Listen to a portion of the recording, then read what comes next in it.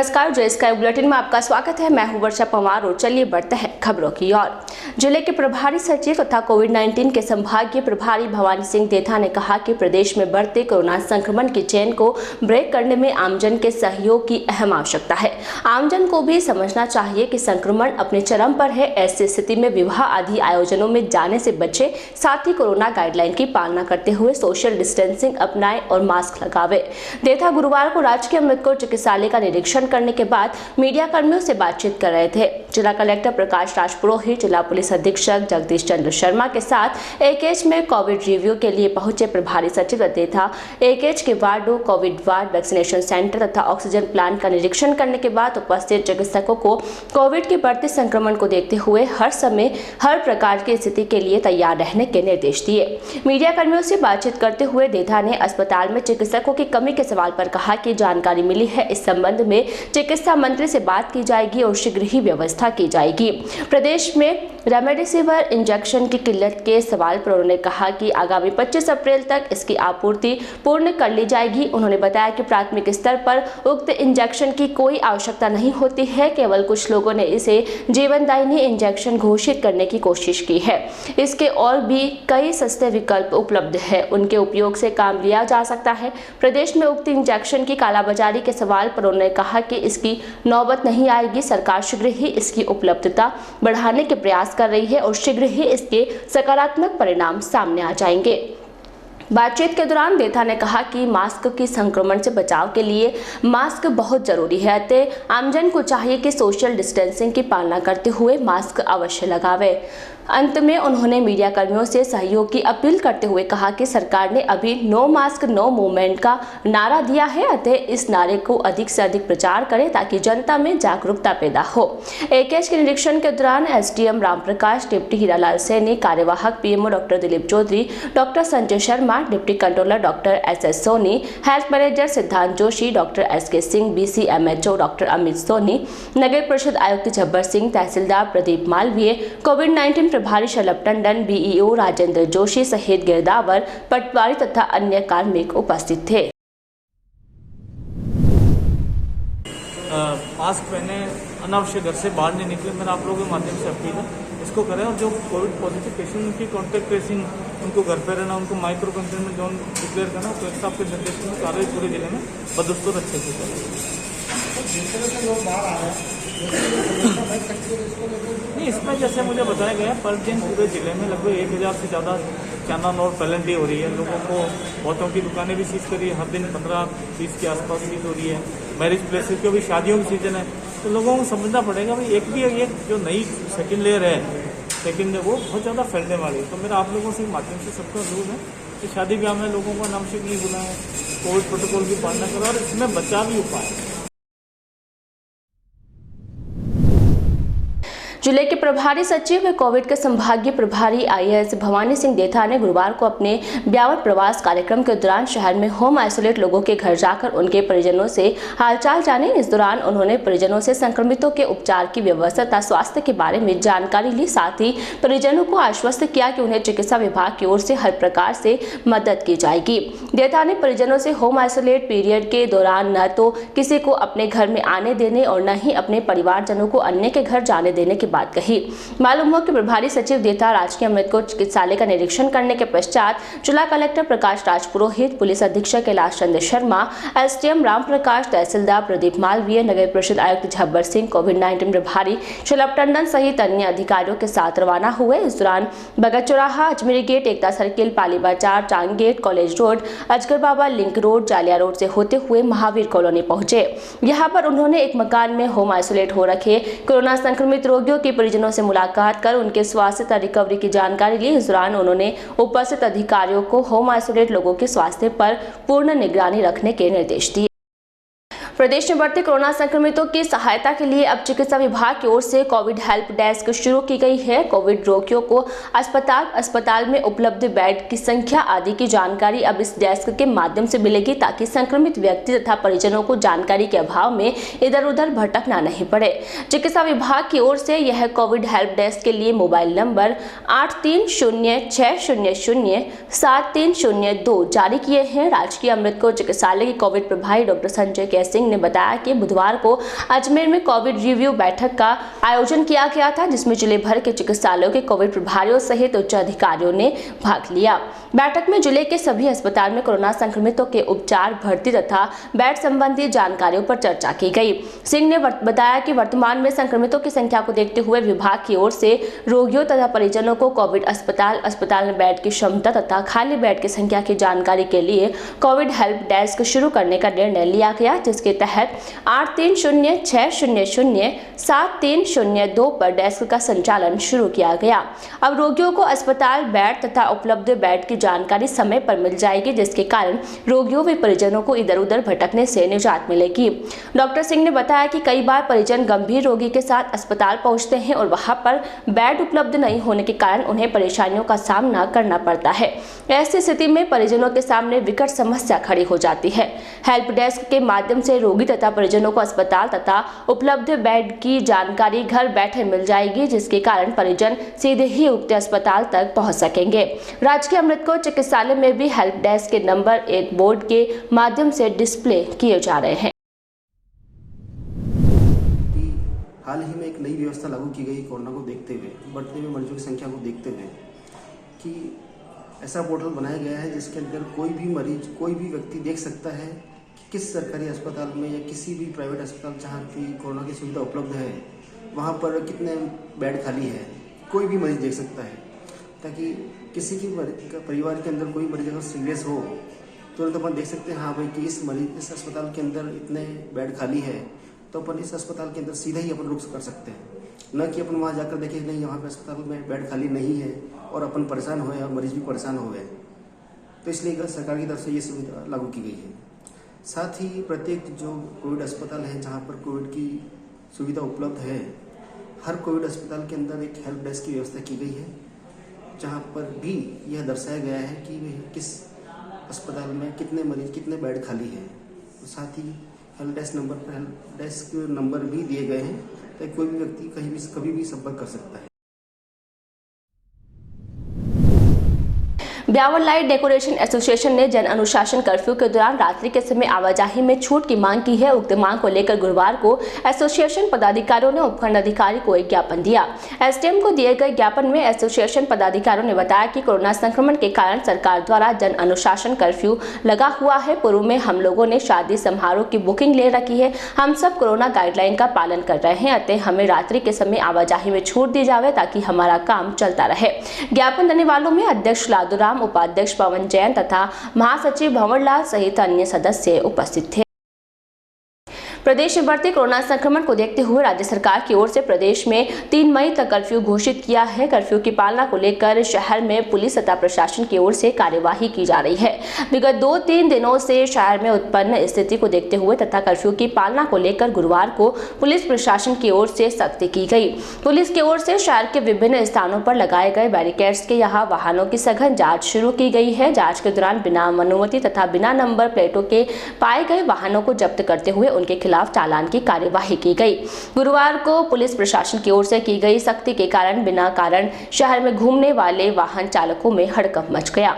गुरुवार को शहर के भगत चौराहे तथा नगर परिषद मार्ग पर पुलिस ओर से खासी सख्ती बरती गई। इस दौरान पुलिस मित्रों के साथ साथ एनसीसी के कैडेट्स ने भी अपनी सेवाएं दी। गुरुवार को पुलिस प्रशासन की ओर से की गई सख्ती के कारण शहर में अकारण घूमने वालों की संख्या में कमी देखी गई। केवल आवश्यक कामकाज के लिए आने वाले लोग ही बाजारों में दिखाई दिए। उधर प्रशासन की ओर से शहर भर में माइक के माध्यम से भी बिना कारण शहर में 2 पहिया तथा 2 पहिया वाहनों के साथ नहीं घूमने की भी मुनादी करवाई गई। प्रदेश में बढ़ते कोरोना संक्रमण को देखते हुए परिवहन विभाग के निदेशक की ओर से प्रदेश भर में रोडवेज की अनुबंधित बसों का संचालन बंद कर दिया गया है। निदेशक के आदेशों के बाद प्रदेश के सभी आगारों में अनुबंधित बसों का संचालन बंद कर दिया गया, जिसका नतीजा यह हुआ कि रोडवेज की बसों में यात्री भार का दबाव बढ़ गया। यात्री भार के बढ़ते दबाव के कारण रोडवेज की बसों में सोशल डिस्टेंसिंग की पालना करवाना मुश्किल हो गया। मजबूरी में रोडवेज की बसों में पूरे यात्री भार के कारण बसों का संचालन किया जा रहा है। जानकारी के अनुसार गुरुवार को स्थानीय रोडवेज बस स्टैंड पर यात्रियों की भीड़ दिखाई दी। बस स्टैंड के हालात ये थे कि जो ही बस स्टैंड पर बस आकर रुकती, सवारियां बस में ठसाठस भर जाती। उधर परिचालक को आगार प्रबंधक के आदेशों की पालना करवाने में मुश्किलों का सामना करना पड़ रहा था। लाख कोशिशों के बाद भी रोडवेज की बसों में सोशल डिस्टेंसिंग की पालना नहीं हो पा रही है और बसों में पूरी क्षमता के साथ बसों का संचालन किया जा रहा है। मालूम हो कि निगम के निर्देश पर कोरोना संक्रमण के कारण रोडवेज की बसों में क्षमता से आधी सवारियों का ही परिवहन किया जाना है, लेकिन यात्री भार के कारण पूरा क्षमता के साथ बसों का संचालन हो रहा है। केवल गैलरी में सवारियों को खड़ा नहीं किया जा रहा है।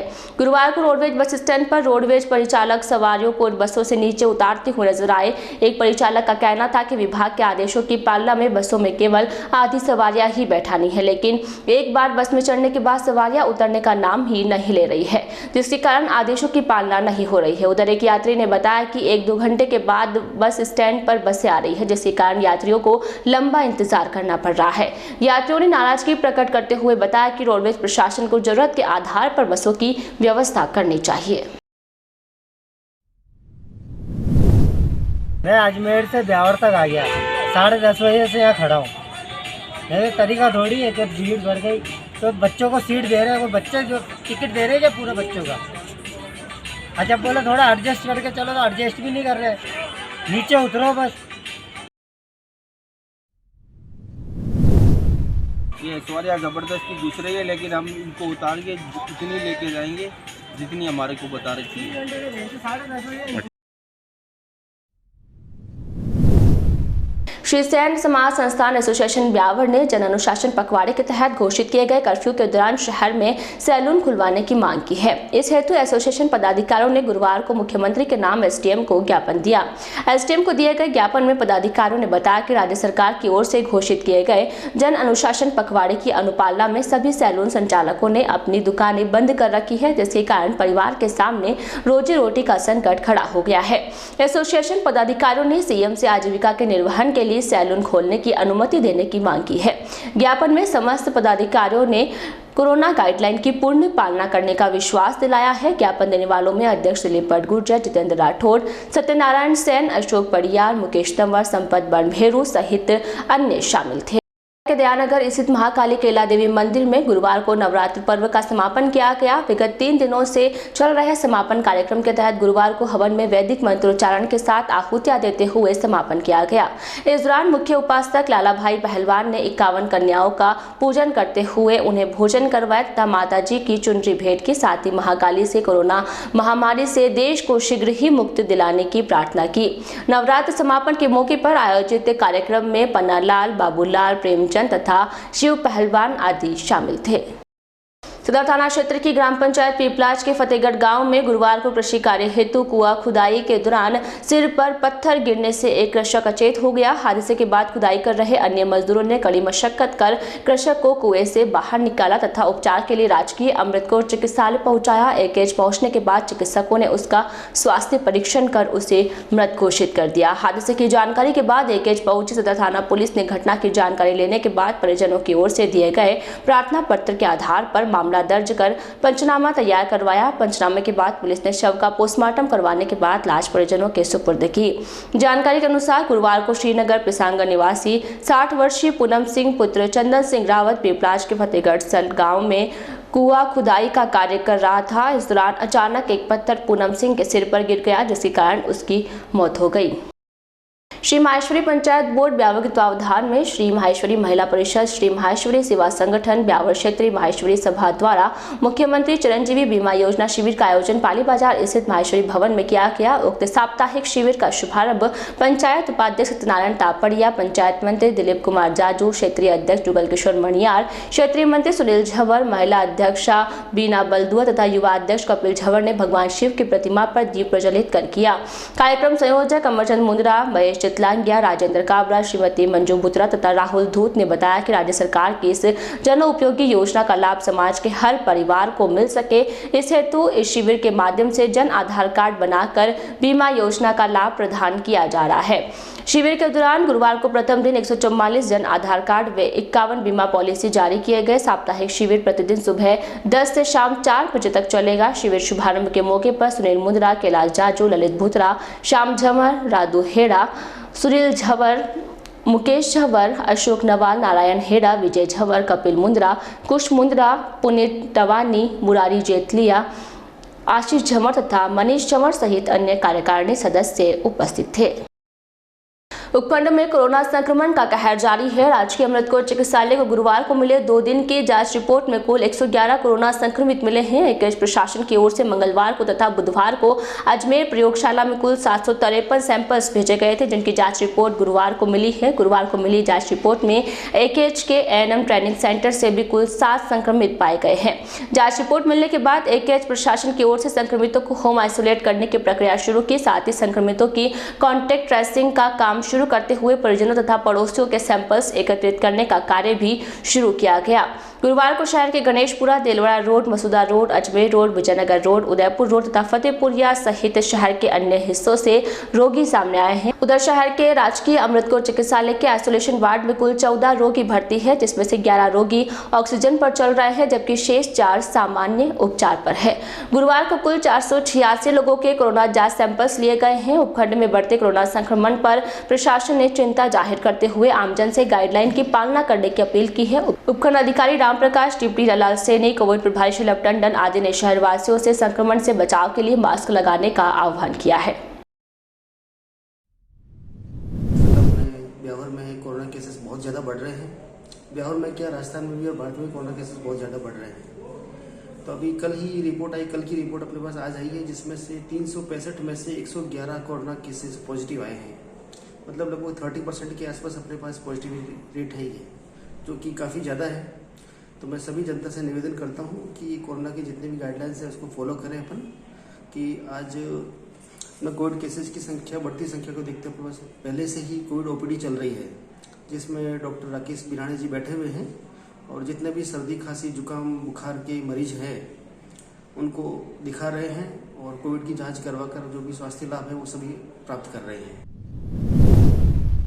उपखंड अधिकारी रामप्रकाश की अध्यक्षता में विभिन्न विभागीय अधिकारियों की बैठक का आयोजन किया गया, जिसमें कोविड-19 संक्रमण के तहत विभिन्न व्यवस्थाओं की समीक्षा की गई तथा आवश्यक निर्देश दिए गए। एसडीएम रामप्रकाश ने निर्देशित किया कि सभी कंटेनमेंट जोन में बैरिकेडिंग किया जाना सुनिश्चित करें, साथ ही उन क्षेत्रों को सैनिटाइज भी करवाया जाए। मेडिकल टीमों द्वारा क्षेत्र का सर्वे एवं सैंपलिंग किए जाने तथा पॉजिटिव मिले व्यक्ति के संपर्क में आए लोगों की जाँच करने के निर्देश दिए। उन्होंने रेलवे स्टेशन पर बाहर से आने वाले मरीजों की सतत जाँच करवाने तथा उनकी सैंपलिंग करने या नेगेटिव रिपोर्ट लेने में पूरी तरह सतर्कता बरतने के निर्देश दिए। पुलिस प्रशासन को भी सख्ती बरतने के निर्देश दिए। एसडीएम ने इस बात पर जोर दिया कि यह सुनिश्चित किया जाए कि पॉजिटिव आए मरीज जिन्हें होम आइसोलेट किया गया है वह घर से बाहर नहीं निकले। बैठक में तहसीलदार प्रदीप कुमार मालवीय, आयुक्त छब्बर सिंह, कोविड प्रभारी शलभ टंडन सहित एंटी कोविड टीम के अधिकारी मौजूद रहे। शहर के अजमेर रोड, नरसिंहपुरा क्षेत्र में गुरुवार को दशहरे के मौके पर दयाजी धाम पर दयाजी की मूर्ति स्थापित की गई। दयाजी धाम पर आयोजित एक सादे समारोह में धाम पर घोड़ी पर सवार दयाजी महाराज की मूर्ति की स्थापना की गई। कार्यक्रम के दौरान पंडित मधुसूदन दादीश ने अलग अलग तेजा मंदिरों से आए भूपाओं की उपस्थिति में वैदिक मंत्रोच्चारण के साथ साथ मूर्ति की प्राण प्रतिष्ठा करते हुए मूर्ति की स्थापना करवाई। कार्यक्रम के दौरान उपस्थित श्रद्धालुओं ने दयाजी महाराज के जयकारों से वातावरण को गुंजायमान कर दिया। इस दौरान मंदिर पुजारी भोपाल जी, मनीष चौधरी, जयशंकर चौधरी, देशराज चौधरी, जगदीश चौधरी, सावरलाल, दीपक, ओम प्रकाश, किशन बोहरा, ईश्वर, विष्णु गहलोत, टीनू, राजू नरसिंहपुरा सहित अन्य क्षेत्रवासी उपस्थित थे। विद्युत बिल की राशि के अनुसार तय माध्यमों से ही स्वीकार्य होगा बिल भुगतान। अजमेर विद्युत वितरण निगम लिमिटेड के सहायक अभियंता रिको ने बताया कि अतिरिक्त मुख्य अभियंता मुख्यालय अजमेर विद्युत वितरण निगम लिमिटेड के आदेशानुसार राशि 10,000 रुपए तक का भुगतान नकद, डीडी, चेक, ऑनलाइन तथा डिजिटल माध्यम से होगा। विद्युत बिल की राशि 10,000 रुपए से 20,000 तक का भुगतान डीडी, चेक, ऑनलाइन तथा डिजिटल माध्यम से होगा। इसी प्रकार विद्युत बिल की राशि 20,000 रुपए से अधिक भुगतान केवल ऑनलाइन तथा डिजिटल माध्यम से ही स्वीकार्य होगा।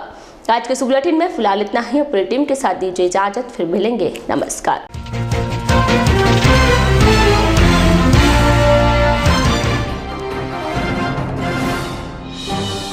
जिले के प्रभारी सचिव भवानी सिंह देथा ने किया एकेज का निरीक्षण। संक्रमण से बचाव हेतु मास्क लगाने पर दिया जोर।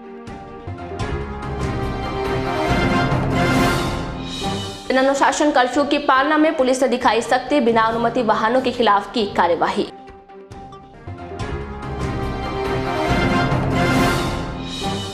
अनुबंधित बसों का संचालन बंद होते ही यात्री भार का बढ़ा दबाव, रोडवेज की बसों में नहीं हो रही सोशल डिस्टेंसिंग की पालना।